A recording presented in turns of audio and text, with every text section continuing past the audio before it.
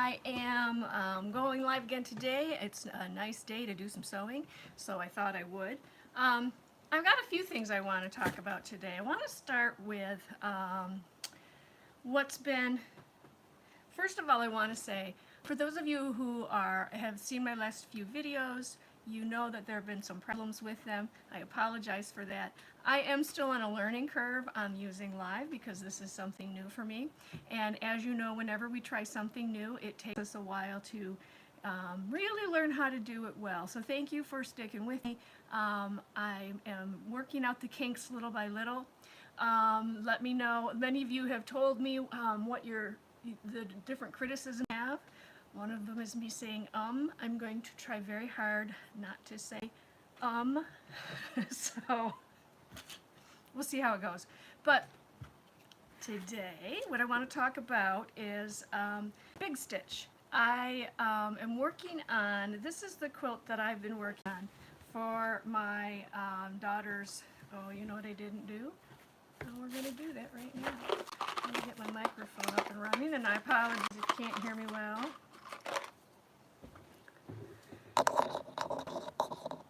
That is how these things go. Yes, I know. I need a checklist. That's what I need to do for when I start a video. Okay, hopefully you can hear me better now. Fantastic. This is the quilt I'm working on for my daughter's wedding. The whole thing is, these are all flannel shirts. Oh, I'm sorry. These are all flannel shirts, and this is going to be perfect for them. They live in northern Michigan. It's very woodsy up there. Everybody does a lot of outdoor and flannel shirts. Everybody wears flannel shirts, and they wear a lot of them. So this is what I'm making, and what I want to show you today is how I'm big stitching it. Sometime at another point, I will make a whole video that is a tutorial on how I did this quilt, but today we're just talking about big stitch. Let me get one of the light colored ones so you can see. So this is what I'm doing on this. I am simply doing running long lines up and down the quilt. I'll show you. So I start from an edge. And this is also how you can quilt this quilt. Okay. In fact, I got a better idea. I'm going to bring you down here. Oh, that's a better idea. Okay, so I start, this is the border. Here's the quilt as it's going on. I start from, hang on a second. Okay. I start from the edge, and then I will choose one diagonal, and I will start big stitching here all the way till I get to the edge of the quilt. And I will do that on every block. Then I'm going to go and I start from the opposite, and I'm going to do big stitching right up the row and on every block. So I get the hashtags, the crisscross in the middle of the block. Now the reason I don't have to mark this is because I can start right here in the corner, and I can pretty much start big stitching, and I can eye it to get it up to here. So, and is my line wobbly? Not really, not really. It's not that hard to do. If this is something that you think that your lines are going to be too wobbly, you can always mark that, and with a marking pencil or even with some tape, painter's tape, to go right along that edge. Those work really well. But for this type of, you get this nice homey look. This is very much a log cabin-y feeling, cottage feeling, cabin blanket. And so that doesn't have to be super precision work, and I prefer the homey look of the uneven stitches and the lines that aren't exactly perfect. But that's how I quilt it. But whenever I'm talking about big stitch, I have a couple questions that come up, and so I thought I'd hear. One of the questions is, I'm not going to say one of the questions is, what kind of needles do you use? I'll bring you up here again. So there's two answers to this question.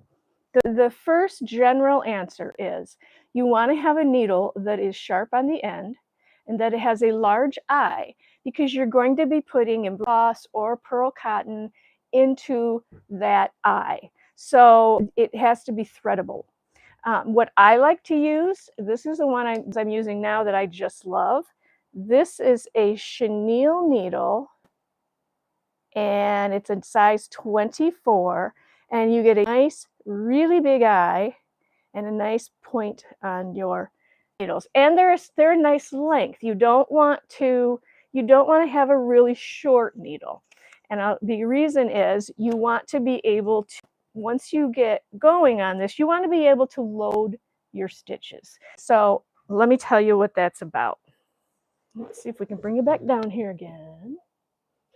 How close can we get you? Okay, let's look at the back. I think you'll be able to see my needle better from back. Okay, so if I'm stitching along, let's say I'm going to stitch from this point to this point. When I'm stitching, when you get started, you're going to be doing like one stitch and then down and up and down and up.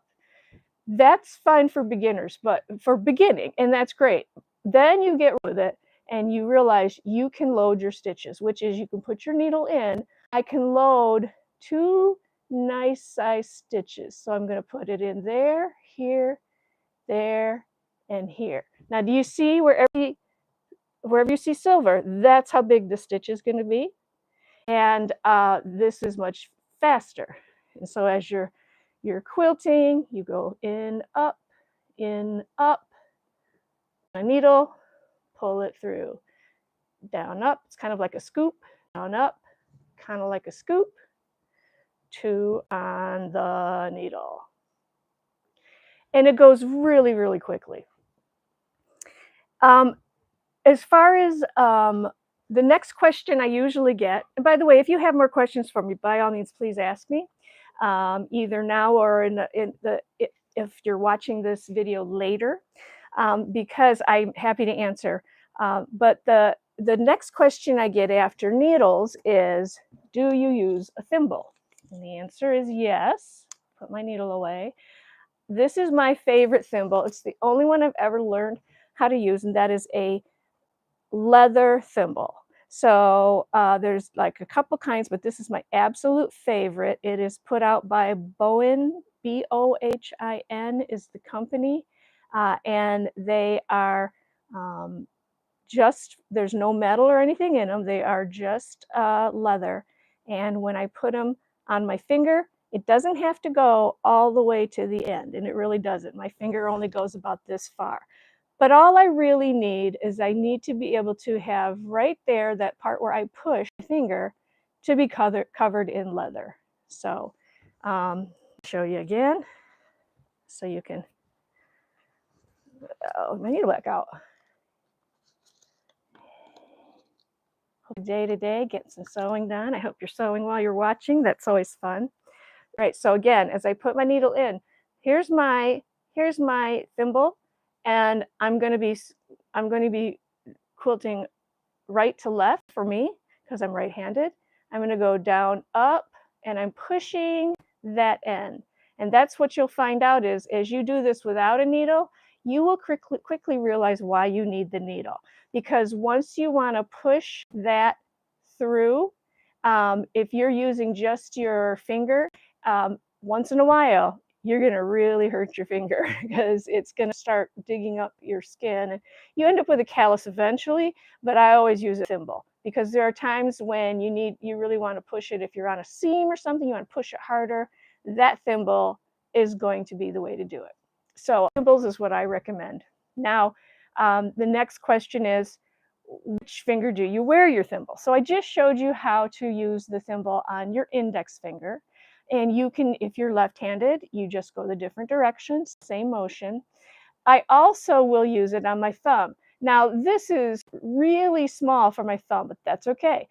It's not going all the way on there. My thumb ends right there, but this is the part I want to push. It is covered with leather. So when I put it on my thumb, if I want now big stitch away from me, which I do really like, then I can just put down, let's see if I can get closer, and pop it up, and I keep my finger here at the end because then I can feel when it pops up, but you're basically just scooping it up. So I feel it, it's up.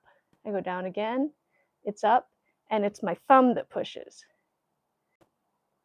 Trying to do this so you can see it, just like that. So in, up, I touch it just to make sure, in, up. You don't have to touch it. It just happens to be something I've started doing over the years. But with big, you get nice big stitches, you really can just scoop, scoop, scoop. There's also another way that some people do it. If they go scoop, they can actually, see if I can bring, they bring the, they scrunch up the fat. Let's see if I do this. I'm gonna stand up so you can scrunch the fabric up onto the needle. So the needle is actually still, but you're putting your quilt onto it. A lot of quilters who do smaller stitching, the regular hand quilting, like that method. But it's all in what you like. Try all of them, see what you like. Another question that I get is, oh, by the way, so you can work this way, you can work back this way with your finger on this finger, and you can also go right to left or right, depending on what you like to do. I learned to do different kinds because I like the thumb the best. I get a lot of power out of my thumb, but it means that over the years, you know, I'm starting to get arthritis because I've been doing this for many, many years.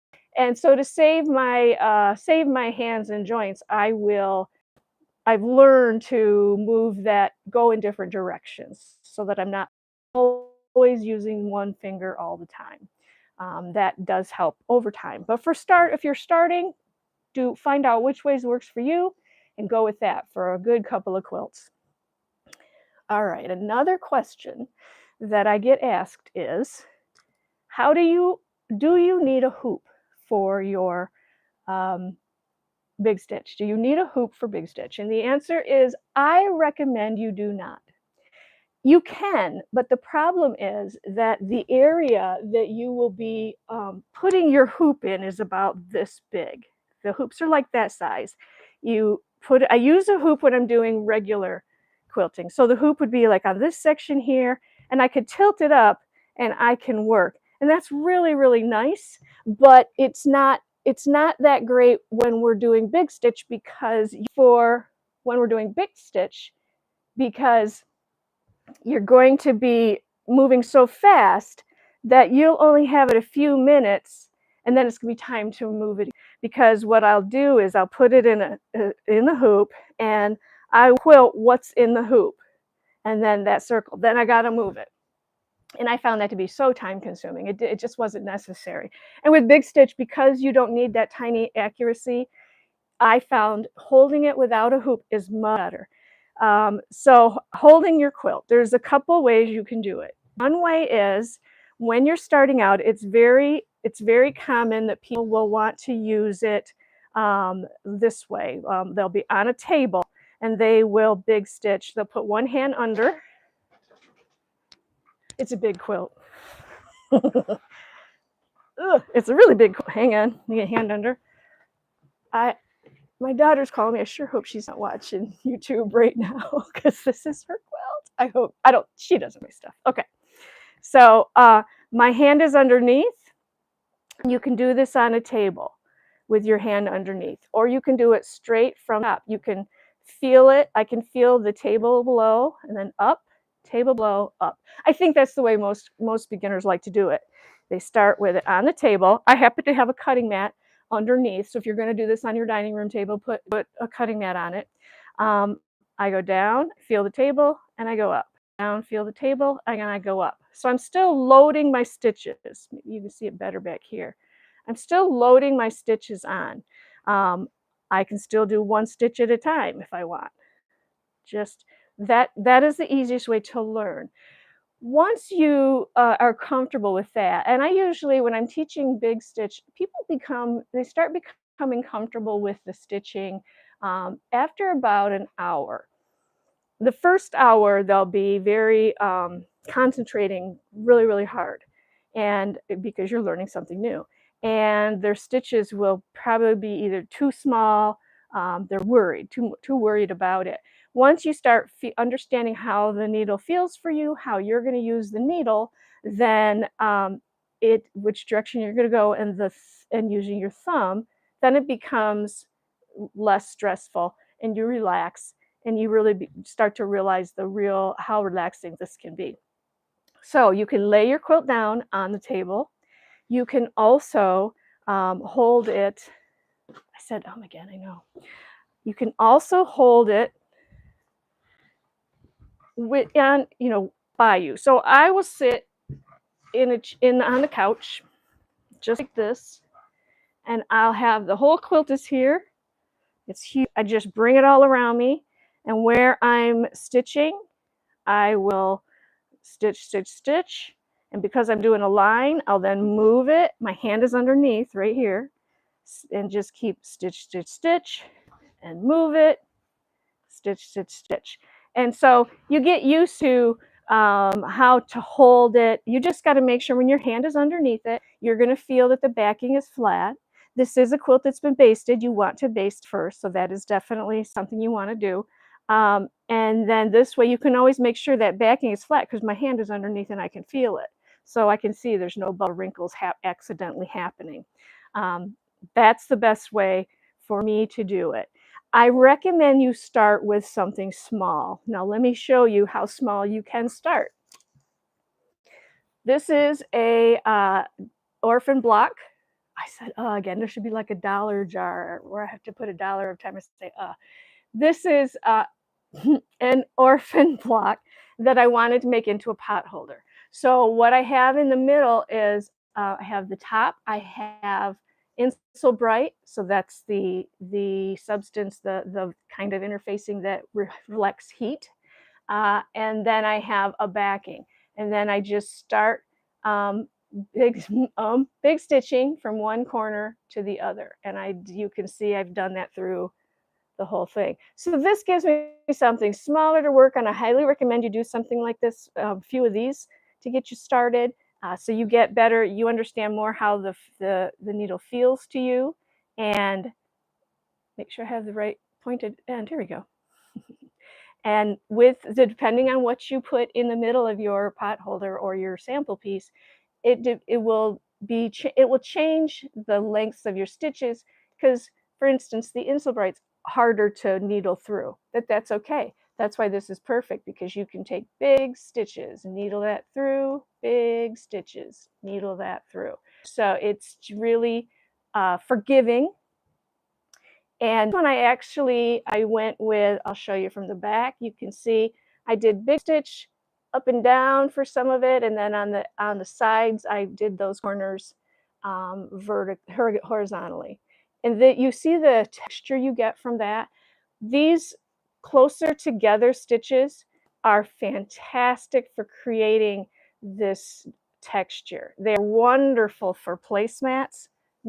Big stitch makes really nice placemats. It can be very simple, but they're beautiful because of the effect you're getting, the texture.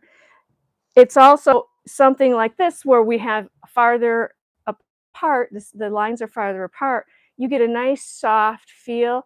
These are definitely the quilts you remember at your grandma's house. Before we were using I just can't say it like Longarm. Before we were taking our quilts to be long armed, we were able to then just we did everything by hand. And so this was one of the ways that your grandma used to do it. I like this better than tying a quilt. Something like this, we used to tie them with yarn. I like big stitch better. It just gives it a little bit more of a finished look. And I like the black because it really contrasts. Another question I get is, what kind of thread do you use? I use two different types of thread. I use primarily, one that I use is pearl cotton. So just your pearl cotton you're going to get in a roll or in a skein. I like to use a number 8 because number 5 is too big. You can use 8 or you can use 12. The other thing I like to use is floss. So here's like a dark gray floss. That would work very well. Just your regular embroidery floss that you get at wherever your source is for embroidery floss or online. Regular 6 strands embroidery floss. I will use 3 strands at a time. 6 is kind of thick for really pulling, and I find that 3 makes just the same thickness. The thickness doesn't seem very different, and it holds it very well. 3 strands. So make your life easier, use 3. Now color. When there's 2 decisions to make when you're working with color, as far as what colors to stitch.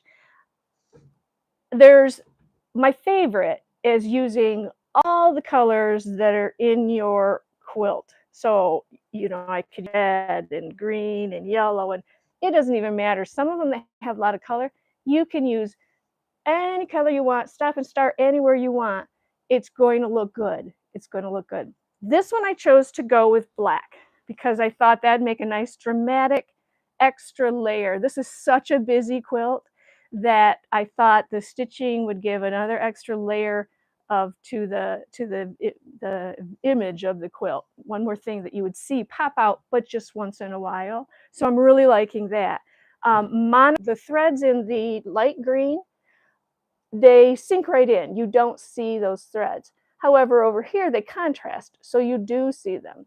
So a lot of times if I have a quilt that's, I think, a bit more formal, a little more elegant, I will use matching threads so that you won't necessarily see my stitches, but you will see the texture that comes from them, and it is holding the quilt together.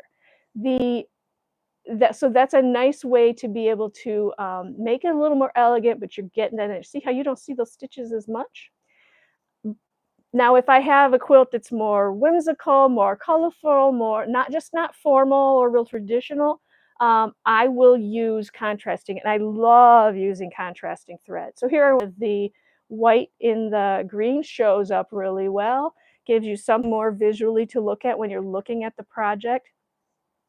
I love using just a riot of color. So for this, I went very simply with color thread through the whole thing. But I would, well, let me show you. This one is more like what I like to do. So this is a little purse I'm making. I got to put the button on still. It has this colorful elastic, which I thought was really nice. I just wanted something light that I can wear easily, keep my phone in it, and my wallet. I'm going somewhere, I don't want to take my whole purse. I wear it on me. I'm hands-free. This I used, these are orphan blocks. And this right here is a solid Kona color, and you can see all the colors in the stitches. I actually had a spool that was all variegated navy and this neon green. And it looked crazy on the spool, but man, did that turn out really well on here. The other thing I would have done on this one is I would have simply used green on one line, black on another line, white. I would do yellow, I would do turquoise, mixing it up. You really can't go wrong. It just gives that a nice extra layer. And again, gives you this nice, see how nice that texture is and how simple. This is so simple, but it's, I think it's really cute. I like how that's turning out. So that's simple. So let me see, we talked about thread, we talked about thimbles, talked about how we hold the quilt. Wondering if I'm missing anything. I'm not going to talk today about how we start and stop. That's something that I have other videos online that you can look at. One of them, if you put in Big Stitch Quilting, you scroll down 4 or 5 videos, you'll see my face. It's been a very popular video. It's been up for a very long time. Everything in it is still accurate. It's still exactly the way that I do Big Stitch Quilting today. So this I hope to finish soon because I will be giving this soon in the two-way to my daughter.